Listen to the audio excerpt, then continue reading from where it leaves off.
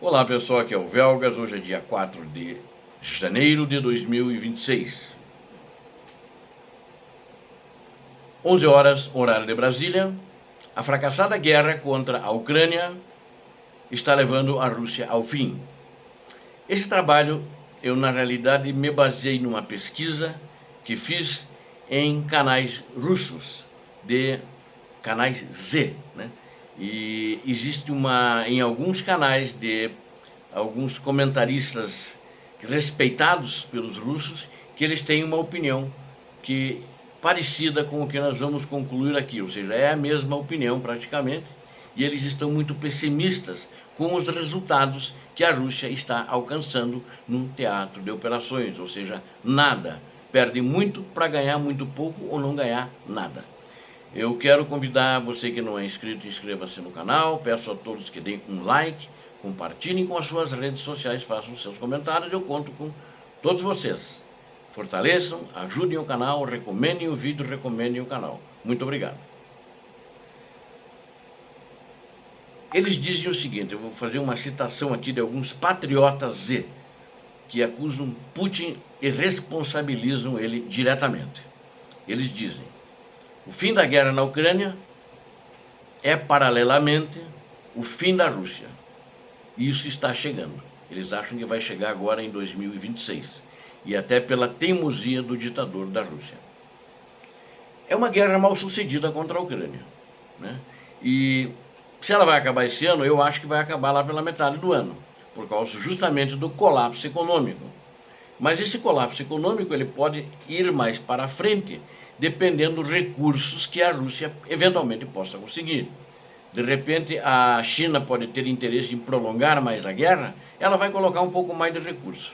Vai emprestar dinheiro para a Rússia, alguma coisa assim, aí pode mudar. Mas se isso não acontecer, os Estados Unidos não ajudarem, se a China não ajudar, a Índia acho que não iria ajudar, acredito que não tem condição, únicos é os Estados Unidos e a China, eu acredito que essa guerra termina, vai entrar em colapso. Se o ditador terminasse agora, essa guerra, acho que o colapso sempre vai existir, mas seria mais suave o impacto, porque ele vai dar um boom, é um tranco, né? É um tranco e vai capotar. É isso que vai acontecer se ele continuando essa guerra. Agora, a Rússia, ela precisa conter essa agressão contra a Ucrânia, esses ataques que ela faz todo dia, e ser retirada da Ucrânia para evitar esse colapso, porque ela não vai ter nem dinheiro para manter as suas tropas ali, nem para dar comida, nem para mandar munição. No entanto, umas vezes que as armas se calem, também tem isso, o país enfrentará sério de problemas, uma situação muito difícil também, porque já está em situação muito difícil. E acho que esse é um dos medos do ditador da Rússia. Ele tem medo que, com a guerra se paralisar, ele vai ter outros problemas por causa que a economia está lá. A situação não melhora. A guerra parando, o estrago é tão feio na economia que ele não consegue dar a volta em 24 horas. Vão anos, talvez décadas. E então, na minha opinião, é um futuro sombrio da Rússia, né? É uma previsão talvez catastrófica. Existe um blogueiro chamado Kalashnikov, ele afirma que a guerra prejudicou a economia russa, e já há muito tempo, vem prejudicando a economia russa. E a propaganda fazia com que as pessoas acreditassem, e hoje não acreditam mais. E ela vai trazer graves consequências a longo prazo para o país e para a população. Esse Kalashnikov ele ainda argumentou que a cessação das hostilidades vai ser inevitável, né? Caso contrário, o país vai entrar num colapso financeiro completo.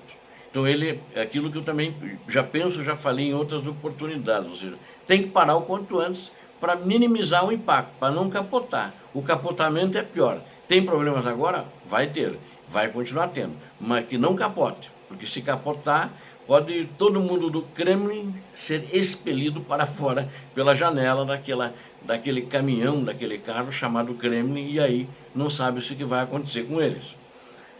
Isso é uma situação terrível, é um acordo terrível, né? Mas é um acordo terrível que eles vão ter que fazer, né? Vão ter que fazer, inclusive, pactuar isso dentro da própria Rússia, que encerrar a guerra sob ameaça de um colapso econômico. E em que situação eles vão se encontrar quando os bombardeios terminarem, né? A situação vai estar muito ruim, apesar de as cidades deles não estarem em frangalhos como estão as da Ucrânia, não estarem em escombros, né? Infelizmente, em uma situação muito desfavorável. Esse é o preço que o Putin vai pagar, o ditador da Rússia vai pagar, por transformar a operação SVO, que ele foi para ficar um mês na Ucrânia, em um moedor de carne que só consumia e se alimentava do sangue russo por quase 4 anos. É um fracasso certo disso para toda a Rússia. A Rússia se encontrará severamente prejudicada economicamente no contexto da corrida global, inclusive pela inovação, por tecnologia.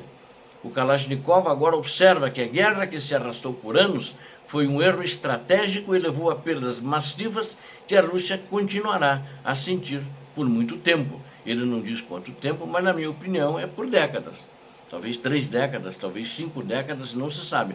Porque tem muita gente do exterior que não vai querer investir porque sabe que a Rússia não é confiável, né? Segundo informações após a guerra, a Rússia vai se assemelhar, né, outros analistas dizem isso também, o que eu concordo, a um navio com o casco rompido e mastros quebrados, mal se mantendo à tona. A Rússia terá que gastar enormes recursos apenas para se manter à tona, enquanto o orçamento federal permanecerá deficitário pelo menos até 2042. Então, o orçamento federal eles vão conseguir talvez equilibrar em 2042, mas não com as políticas que normalmente eles fazem para a Rússia. A visão deles é a visão soviética. Eles não têm formação. Eles não têm formação de liberal, né? Eles são soviéticos, comunistas fascistas soviéticos e vão continuar sendo, como sempre foram, aliás, desde Lenin, né? O mesmo aumento de impostos não, eu acho que vai melhorar a situação, apenas vai agravar a recessão econômica, deixando o povo mais brabo que vai ter que dar mais dinheiro para o governo. É importante destacar que, em meio à corrida tecnológica global, a Rússia, que tinha antes da guerra parceria com empresas ocidentais, americanas, europeias, ela corre o risco de ficar irremediavelmente para trás agora. Ela estava junto com eles, inclusive com os americanos em corrida espacial, e que foi denunciado isso, e aí a tecnologia parou de ir para eles. Eles não têm tecnologia, né? Eles nunca tiveram, né?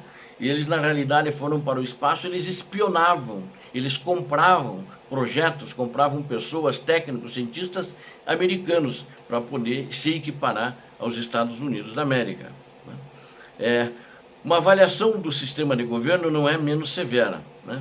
É importante classificar o atual governo russo como caracterizado por inércia, visão de curto prazo, que é uma coisa na atual situação mundial, onde as economias são intercambiáveis, elas são globais, elas são economias que se complementam entre os países, né?